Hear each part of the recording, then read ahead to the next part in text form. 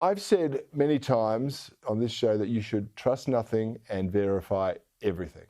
Now, that's particularly true of what you see on the internet, or you actually hear from politicians and the mainstream media services, people like Keith Pitt excluded, because he's straight with us all.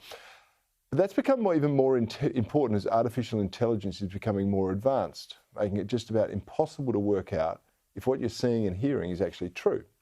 Now, one chap who knows a lot about this is the media and communications expert and advisor, Hamish McLaughlin-Lester. Before I get to him, though, have a quick look at this. I may be 80 years old and I may have a few drops of dementia here and there, but I'm sharper than a steel blade and vibrant enough to outsmart the best tech geniuses around.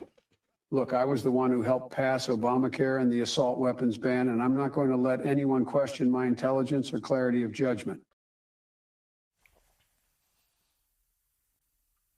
That's incredible. What we saw there was entirely fabricated, Hamish, and yet it rang true for many people. How hard is it to do this sort of deepfake video?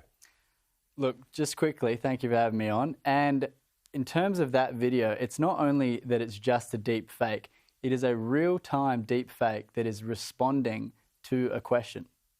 So the broader context was there was a person interviewing 3 deepfake videos and they were responding in real time, and that was one of the things. So it doesn't have to be pre-programmed or pre-created or pre-recorded. You can actually create a virtual Joe Biden and make it say anything you want. Exactly. Now, to do that level of it is obviously harder, and it's not an out-of-the-box method, so you're going to have to learn how to code or use some other coding AIs. But there are out-of-the-box ones that you can use to just replicate your face and have it talk.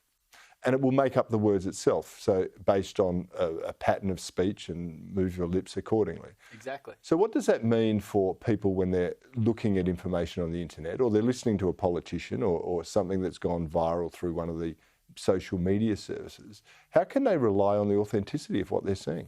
Well, look, you can't. And that's the biggest thing, right, is how are these platforms going to transition into having reliable sources?